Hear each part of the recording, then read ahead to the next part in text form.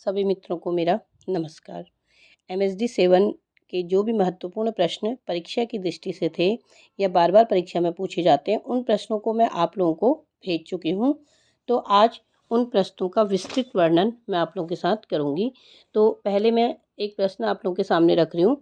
प्रोक्ति का अर्थ स्पष्ट करते हुए प्रोक्ति विश्लेषण का महत्व समझाइए। ये पेपरों में काफ़ी बार पूछा जाता है और ये काफ़ी महत्वपूर्ण प्रश्न है। दोबारा प्रश्न को रिपीट कर रही हूँ। प्रोक्ति का अर्थ स्पष्ट करते हुए प्रोक्ति विश्लेषण का महत्व समझाइए। तो इसके लिए सबसे पहले हम जब उत्तर लिखना शुरू करेंगे तो सबसे पहले हम लोग प्रोक्ति का अर्थ जानेंगे। प्रोक्ति भाषा की वह इकाई है जो वाक्य से बड़ी होती है तथा जिसके कथ्य में आंतरिक संयोजन तथा वाक्यों में संदर्भपरक तथा तर्कपूर्ण अनुक्रम रहता है। इस प्रकार रूपात्मक तथा अर्थ संगति प्रोक्ति की मुख्य विशेषताएं हैं। प्रोक्ति वक्ता के मंतव्य का प्रतिनिधित्व करती है और उसे संदर्भ और प्रकरण से जोड़ती है। अब देखेंगे कुछ महत्वपूर्ण लाइनें मैं बताऊंगी। प्रोक्ति एक अल्पांग वाक्य भी हो सकती है।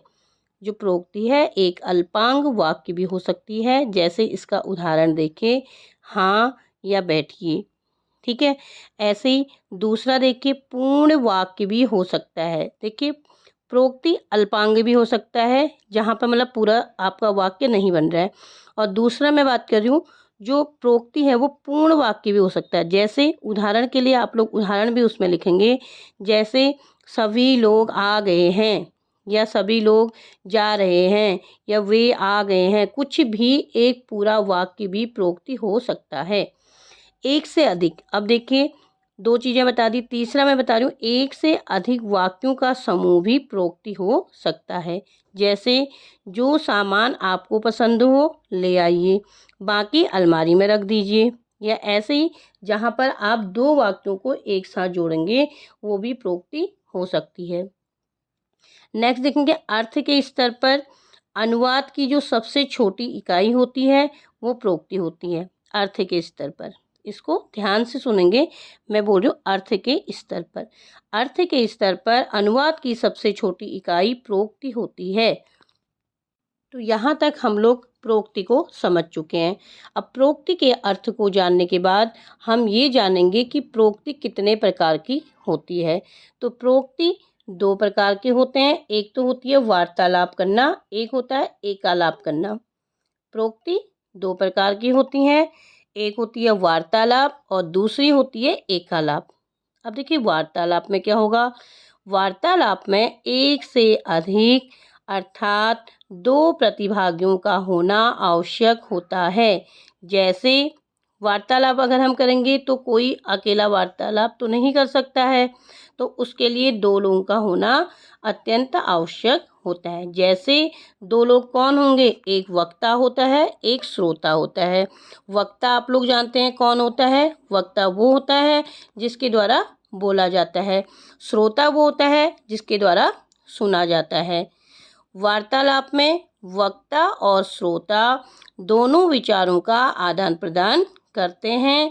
आदान प्रदान में दोनों की भूमिका बदलती रहती है। इसे हम निम्न उदाहरणों के द्वारा मैं आप लोगों को समझाने की कोशिश करती हूँ। जैसे सबसे अच्छा उदाहरण सभी के घर पे होता है, पति और पत्नी के बीच वार्तालाप। ये इसका सबसे अच्छा उदाहरण है। तो प्रोक्ति दो प्रकार की होती है, एक होती है वार्तालाप, एक होती है एकालाप। तो वार्तालाप मुझे आशा है आप लोग समझ चुके होंगे। तो अब हम बात करेंगे एकालाप की। एकालाप में एक ही व्यक्ति वक्ता तथा श्रोता दोनों की भूमिका को निभाता है।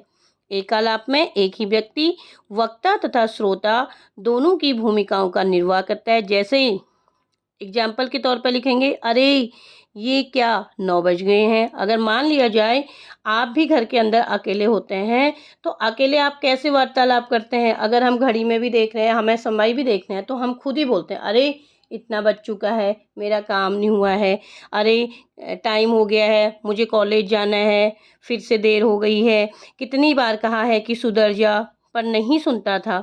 ये सारी चीज़ें एकालाप के अंतर्गत आती हैं, जिसमें व्यक्ति वक्ता और श्रोता दोनों का काम करता है। समझ गए आप लोग इतना? जैसे प्रोक्ति को लेकर हम भाषा की बात करेंगे, ठीक है। भाषा एक बहुस्तरीय संरचना है।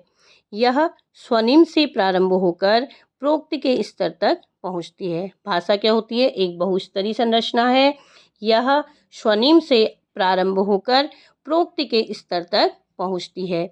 इस अधिक्रम को निम्न आरेख के द्वारा मैं आपको समझाऊंगी, तो आप लोग समझ सकते हैं। भाषा को अगर हम बीच में रखते हैं, एक उसका राइट हैंड ले लो, एक लेफ्ट हैंड ले लो। राइट साइड पर आप बोल सकते हैं कि भाषा का एक रूप होता है और एक साइड उसकी वस्तु होती है। तो रूप के हम दो भाग कर लेते हैं, एक होता है वाक्य विन्यास और दूसरा होता है रूपिम विज्ञान। और ऐसे ही वस्तु के हम दो भाग करेंगे, स्वनिम विज्ञान और रूपिम विज्ञान। अब देखिए, आपको मैंने बताया था जो भाषा है, भाषा के एक रूप हो गया, एक वस्तु हो गई। रूप के अंदर वाक्य विन्यास होता है और वस्तु के अंदर स्वनिम विज्ञान और रूपिम विज्ञान होता है। अब आप देखेंगे वाक्य विन्यास, तो वाक्य विन्यास के अंतर्गत आते हैं वाक्य आते हैं, उपवाक्य आते हैं, पदबंध आते हैं, और रूपिम विज्ञान शब्द और रूप हो गया। अब हम ये देखेंगे कि वाक्य होता क्या है। वाक्य क्या होता है? वाक्य भाषा की सबसे बड़ी इकाई होती है। तो मैंने यहाँ बात करी थी कि यह स्वनिम से प्रारंभ होकर, तो अब हम ये जानेंगे कि स्वनिम क्या होता है। स्वनिम भाषा की लघुतम संरचनात्मक इकाई होती है। स्वनिम भाषा की लघुतम संरचनात्मक इकाई होती है। एक होता है रूपिम। रूपिम भाषा की लघुतम अर्थवान इकाई होती है। रूपिम भाषा की लघुतम अर्थवान इकाई होती है। उसके बाद देखेंगे प्रोक्ति। संप्रेक्षण के स्तर पर भाषा की मूल इकाई जो होती है वो प्रोक्ति होती है। अब देखिए प्रोक्ति विश्लेषण। प्रोक्ति की भाषाई अभिव्यक्ति जो मूर्त रूप में हमें सुनाई या दिखाई पड़ती है का भाषा वैज्ञानिक विवेचन प्रोक्ति विश्लेषण कहलाता है। किसी लिखित, मौखिक या सांकेतिक भाषा के प्रयोग के विश्लेषण के विभिन्न तरीकों को प्रोक्ति विश्लेषण कहते हैं। प्रत्येक संरचना के समान प्रोक्ति संरचना के भी एक से अधिक संरचक होते हैं। प्रत्येक का अपना प्रकार्य होता है, प्रत्येक उसे अपनी ओर से स्वरूप देते हैं। देखिए सामाजिक परिवेश। मनुष्य कभी शून्य में भाषा व्यवहार नहीं करता है, वह किसी न किसी सामाजिक परिवेश में ही भाषा व्यवहार करता है।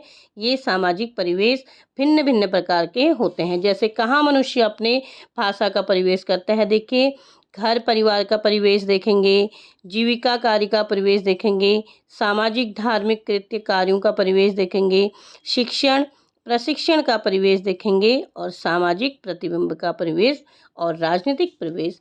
तो हमने आपके सामने प्रश्न रखा था, प्रोक्ति का अर्थ स्पष्ट करते हुए प्रोक्ति विश्लेषण का महत्व समझाइए। तो ये आपका इसका विस्तृत रूप से उत्तर मैं आप लोगों के सामने आपको समझा चुकी हूँ।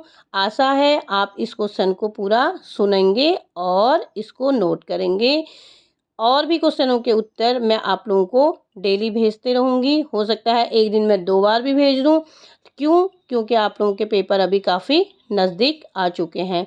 तो आप लोग बने रहेंगे मेरे यूट्यूब चैनल के साथ। इसे लाइक, फॉलो एंड कमेंट्स आप लोग ज़रूर करेंगे। आप लोगों के कमेंट्स मेरे लिए बहुत ज़्यादा ज़रूरी हैं कि मैं आप लोगों की और ज़्यादा मदद कर पाऊँ। धन्यवाद।